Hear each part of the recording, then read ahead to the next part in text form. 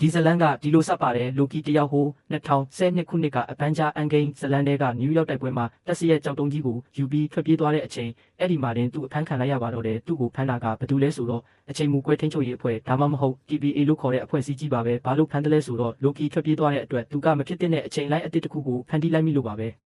TBA ကအဲ့ဒီအချိန်လိုင်းကိုချက်ချင်းပြန်ဖြတ်ပစ်လိုက်ပြီးမူကွဲလိုကီလို့ခေါ်တဲ့ကျွန်တော်တို့ရဲ့စလိုက်ကြောကိုတတ်မှတ်ချိန်ကိုဖောက်ဖျက်မှုနဲ့တရားသူကြီးရပူနာရန်စလေယာရှိမှတရားစွဲပါတော့တယ်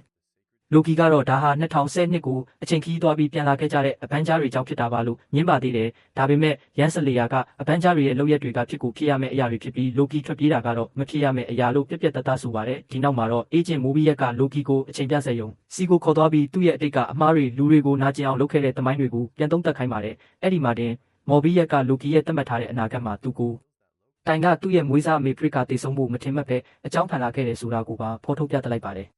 လိုကီကထွက်ပြေးဖို့ကြိုးစားသေးပေမဲ့ TBA ရဲ့စွမ်းအားကအနန္တကြောက်တုံးတွေထက်တောင်ကြီးမားနေမှန်းသိလိုက်ရတဲ့အခါမှာတော့လက်လျှော့လိုက်ရတယ်သူပြဆက်ယုံနဲ့ပြန်ဝင်လာပြီးသူ့ရဲ့အနာဂတ်ကိုစက်ကြည့်တဲ့အခါတားလို့လက်ထဲမှာတည်ဆုံခဲ့ရတဲ့သူ့ရဲ့တေခြင်းတရားကိုပါမြင်လိုက်ရပါတော့တယ်ဒီအဖြစ်အပျက်တွေကြောင့်စိတ်ထိခိုက်သွားတဲ့လိုကီဟာနောက်ဆုံးတော့ TBA အေဂျင့်တွေကိုတက်ဖြတ်ပြီးအချိန်လိုင်းပြန်ဖြတ်တဲ့ကိရိယာတွေကိုခိုးယူသွားတဲ့တခြားလိုကီမူကွဲတယောက်ကိုဖမ်းဆီးဖို့မော်ဘီယက်ကိုကူညီမယ်လို့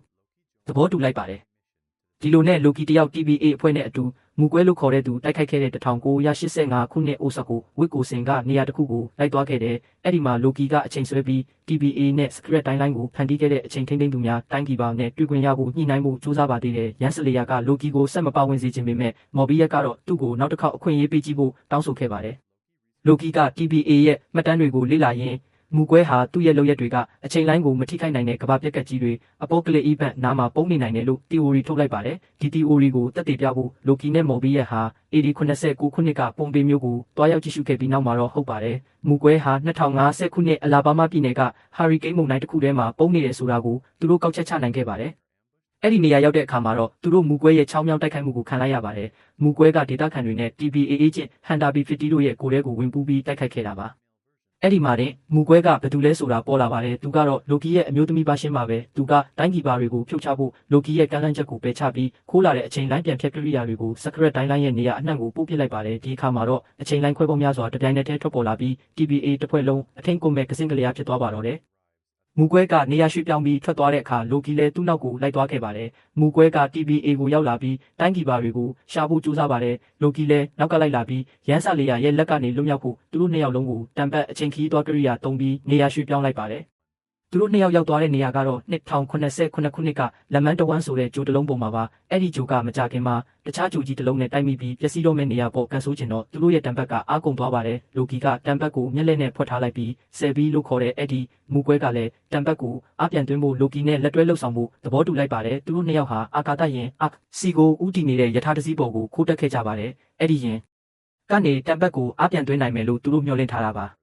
ါဒါပေမဲ့ယထာပေါ်မှာလိုကီကအရက်မူပြီးရန်ကားရာကနေအဆောင်တွေနဲ့တိုက်ပွဲဖြစ်ပြီးယထာပေါ်ကနေပြစ်ချခံလိုက်ရပါတယ်ဆယ်ဘီလည်းသူ့နောက်ကိုလိုက်ဆင်းလာရပေမဲ့တံပတ်ကတော့ကျိုးပဲ့သွားခဲ့ပါပြီဒီအချိန်မှာပဲဆယ်ဘီကအရေးကြီးတဲ့အချက်တစ်ခုကိုဖော်ထုတ်လိုက်ပါတယ်အဲ့ဒါကတော့ TBA မှာအလုပ်လုပ်နေတဲ့သူတွေအားလုံးဟာတိုင်းပြည်ပါတွေကဖန်တီးထားတာမဟုတ်ပဲသူတို့လိုမူကွဲတွေဖြစ်နေကြတယ်ဆိုတာပါပဲလိုကီနဲ့ဆယ်ဘီတို့ရင်ပေါ်တက်ဖို့စူးစမ်းနေတဲ့လူအုပ်ကြီးနဲ့အဆောင်တွေကိုတိုက်ခိုက်ပြီးလမ်းရှင်းခဲ့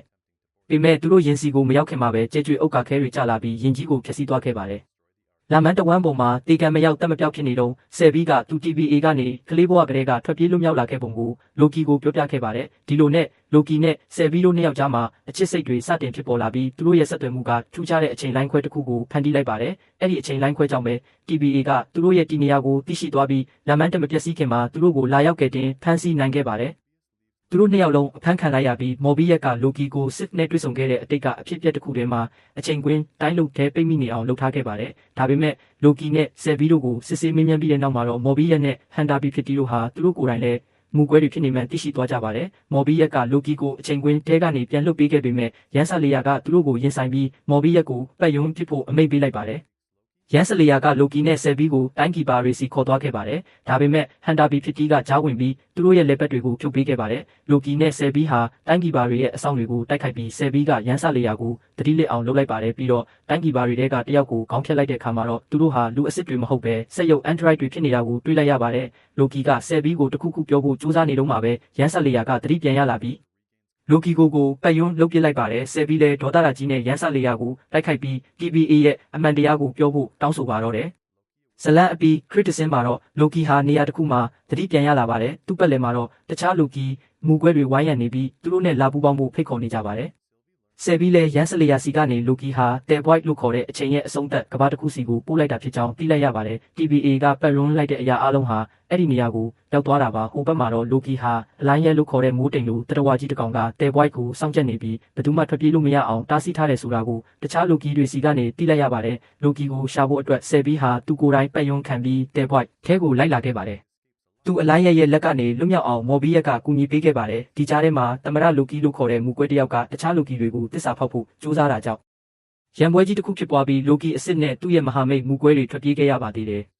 လိုကီနဲ့ပြန်လည်ဆုံဆဲပြီးတဲ့နောက်မှာတော့ဆယ်ဘီကအလိုင်းရက်ကိုချစ်ကပ်ပြီးစိတ်ဆွမ်းအင်နဲ့ထိန်းချုပ်ပြစားဖို့အစီအစဉ်တစ်ခုတင်ပြခဲ့ပါတယ်ဒီလိုလုပ်ခြင်းအဖြစ် TBA ကိုဖန်တီးခဲ့တဲ့တကယ်မူလအစ်စ်အမှန်စီကိုတွားနိုင်မယ်လို့သူတို့မျှော်လင့်ထားတာပါလိုကီတို့အလိုင်းရက်စီကိုဥတီနေတော့မော်ဘီယက်ကရန်ဆက်လီယာစီကဆယ်ဘီခိုးလာတဲ့တံပတ်ကိုတုံးပြီး TBA ကိုပြန်သွားခဲ့ပါတယ်ကလိုကီနဲ့မိချောင်းလိုကီတို့ကတော့ထွက်ပြေးလွတ်မြောက်သွားပြီးဂန်နဝင်လိုကီအဖိုးကြီးလိုကီကတော့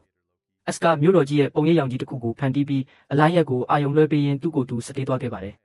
အဖိုးကြီးလိုကီရဲ့အနစ်နာခံမှုကြောင့်လိုကီနဲ့ဆယ်ဘီဟာအလိုင်းရက်ကိုအောင်မြင်စွာထိန်းချုပ်နိုင်ခဲ့ပြီးတဲဘွိုက်ကိုဖျက်ကျော်သွားနိုင်ခဲ့ပါတယ်။အဲ့ဒီမှာပဲသူတို့ဟာအဝေးမှာရှိတဲ့ခန်းတက်ကြီးတစ်ခုကိုတွေ့လိုက်ရပြီးအဲ့ဒီနေရာစီကိုရှောက်သွားခဲ့ကြပါတယ်။ TBA မှာတော့ရန်စလီယာဟာလွတ်လပ်စွာဆုံးဖြတ်ခွင့်ကိုရှာဖွေဖို့အတွက်ရန်စလီယာကိုဖန်တီးသူ He Who Remain ကြံရက်သူစီကရလာတဲ့သတင်းအချက်လက်တွေနဲ့အတူထွက်ခွာသွားခဲ့ပါတယ်။ B50 ကတော့အကြောင်းတစ်ကြောင်းရဲ့ဒုတိယအကြောင်းဖြစ်နေတဲ့ရန်စလီယာမူကွဲတစ်ယောက်ကိုပြသပြီးတခြား TBA စစ်သားတွေကိုသူတို့အားလုံးဟာမူကွဲတွေဖြစ်ကြောင်းသက်သေပြလိုက်ပါတယ်။အချိန်ရဲ့အဆုံးသက်ကခံတက်ကြီးထဲမှာတော့လိုကီနဲ့ဆယ်ဘီဟာ He Who Remain နဲ့တွေ့ဆုံခဲ့ပါတယ်သူကလိုကီနဲ့ဆယ်ဘီကိုသူဟာသူ့ရဲ့မူကွဲတွေကြားကစကြဝဠာပေါင်းများစွာရဲ့စစ်ပွဲကြီးကိုအဆုံးသတ်ခဲ့ပြီးအဲ့ဒီငြိမ်းချမ်းရေးကိုထိန်းသိမ်းဖို့အလိုင်းရက်ကိုအသုံးပြုကတခြားအချိန်လိုင်းတွေကိုဖျက်ဆီးပြီး TBA ကိုဖန်တီးခဲ့တာဖြစ်ကြောင်းရှင်းပြပါတယ်အခုသူဟာဒီအလုပ်ကိုလုပ်ရတာမောပန်းလာပြီဖြစ်လို့သူတို့နှစ်ယောက်ကိုရွေးချယ်ခွင့်တစ်ခုပေးပါတယ်အဲ့ဒါကတော့သူ့ကိုတက်ပြီးနောက်ထပ်စကြဝဠာစစ်ပွဲကြီးတစ်ခုကိုပြန်စတင်စေမလားဒါမှမဟုတ် TBA ကိုဆက်လက်ကြီးကြပ်ပြီးတစ်ခုတည်းသောအချိန်လိုင်းကိုထိန်းသိမ်းမဲ့သူ့ရဲ့နေရာမှာအစားထိုးဝင်ယူမလားဆိုတာပါပဲဆယ်ဘီကသူ့ကိုတက်ချင်ပေမဲ့လိုကီကတော့တားမြစ်ခဲ့ပါတယ်သူတို့နှစ်ယောက်နှမ်းရှိုက်ခဲ့ကြပေမဲ့နောက်ဆုံးမှာဆယ်ဘီကလိုကီကို TBA ရုံးချုပ်စီကိုပြန်ပို့လိုက်ပါတယ်ပြီးတော့ He Who Remain ကိုတက်ပစ်လိုက်ပါတယ်ဒီလို့ရဲ့ကြောင့် TBA ကထိန်းချုပ်လို့မရနိုင်တဲ့အချိန်လိုင်းခွဲပေါင်းများစွာနဲ့စကြဝဠာပေါင်းများစွာဟာတမဟုတ်ချင်းပွင့်ထွက်သွားပါတော့တယ် TBA ရုံးချုပ်ကိုပြန်ရောက်သွားတဲ့လိုကီဟာမော်ဘီယက်နဲ့ B50 ကို He Who Remain ရဲ့မူကွဲတွေကြောင့်တတိပေးဖို့ကြိုးစားပါတယ်ဒါပေမဲ့မော်ဘီယက်နဲ့ B50 တို့ဟာလိုကီကိုလုံးဝမမှတ်မိကြပါဘူးဒီထက်ဆိုးတာကတော့လိုကီတယောက်တိုင်းကီပါတွေရဲ့ရုပ်တုတွေနေရာမှာ He Who Remain ရဲ့မူကွဲတယောက်ရဲ့ရုပ်တုကြီးကအစားထိုးနေရယူထားတာကိုတုံ့လို့စွာမြင်တွေ့လိုက်ရပါတော့တယ်အဆုံးအထိကြည့်ပေးခဲ့တဲ့အတွက်ကျေးဇူးထူးတင်ပါတယ် channel လေးကို like and subscribe လုပ်တော့ပေးကြပါအောင်နောက်ဗီဒီယိုမှာပြန်တွေ့ကြတာပေါ့